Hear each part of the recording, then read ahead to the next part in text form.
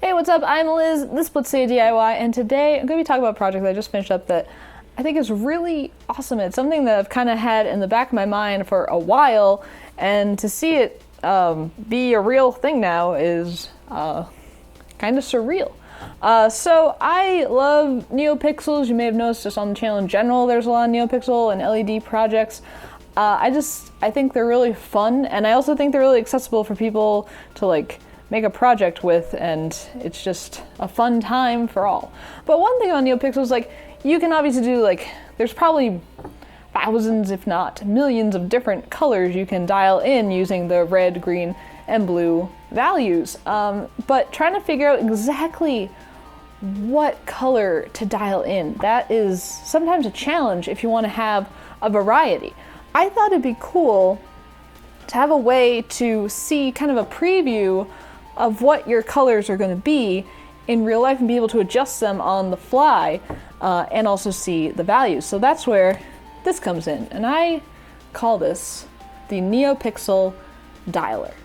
The Neopixel Dialer has 3 potentiometers, and each of those potentiometers is tied to the red, green, and blue values for the NeoPixel string. We're using just an 8 NeoPixel strip that's actually on a hard piece circuit board. Now, being able to dial in those values is great, but you need to be able to see what they are, and that's where the LCD screen comes in. On the LCD, it shows you each value for the potentiometers, and you can then, in theory, take those values and plug them into your code and get that color that you just dialed in, only more permanently. So already I've had a lot of fun with this and have been able to dial in some really nice colors that I hadn't really thought of before. Like, I've recently discovered that if you dial in the red and blue a little bit to get a pink, but then bring up the green just super slightly, you get this really nice soft pink that otherwise I wouldn't have really known about.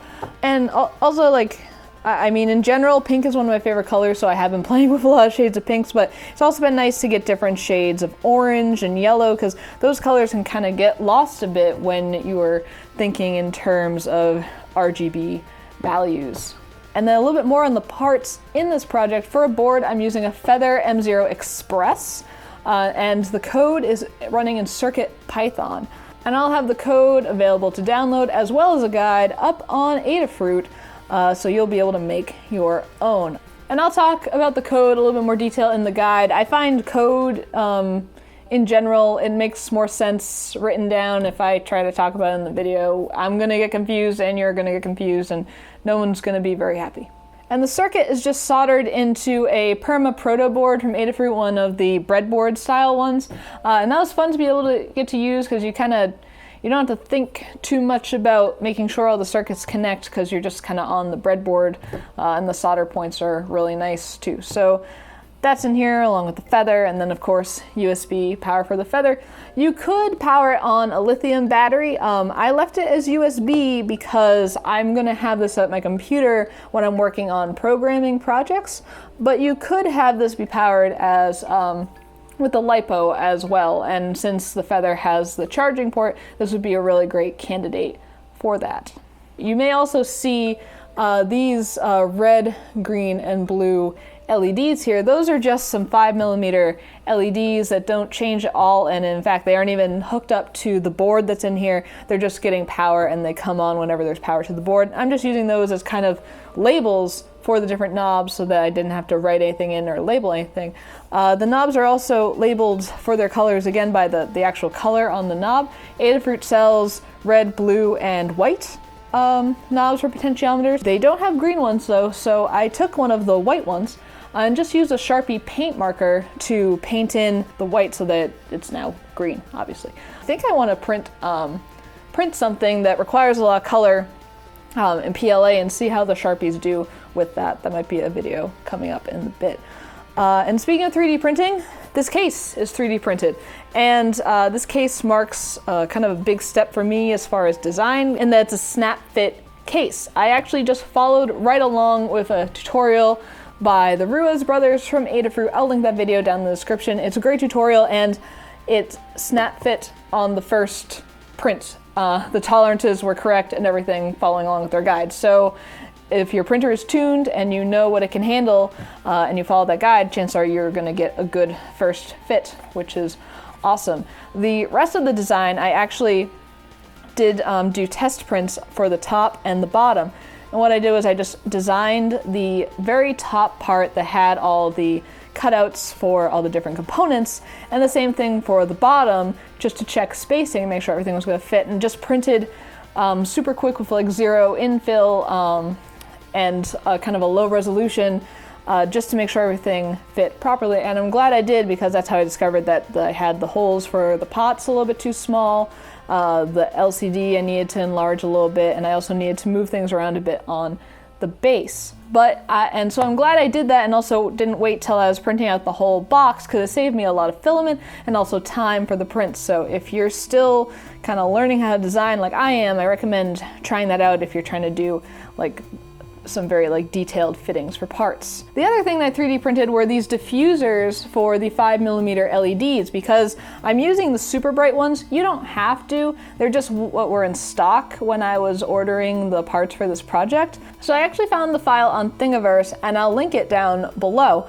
But I didn't end up using it as it's available on Thingiverse. I actually did a cut in Slicer so that it shortened it, because the file on Thingiverse is meant for 5mm LED that's just kind of out, it's not an enclosure. Obviously the LEDs are down in the enclosure here, and they're also in the 5mm holder, so they're not fully exposed. I did a cut at the layer height that I will have on the screen so you can see to shorten them, and then I also ended up having to shrink them a little bit so that they'd snap onto the LED, because in the original model there's actually a little bit of a lip at the bottom, and that's how it snaps onto the LED. And I originally printed it in clear PLA, but I found that it was still pretty blinding, because you're having to look at the LEDs to be able to dial in the NeoPixel color. Obviously, you don't want to blind yourself with the RGB colors. They're just kind of there as decoration. You don't even really need them technically, but you know me, I like things to be nice and shiny.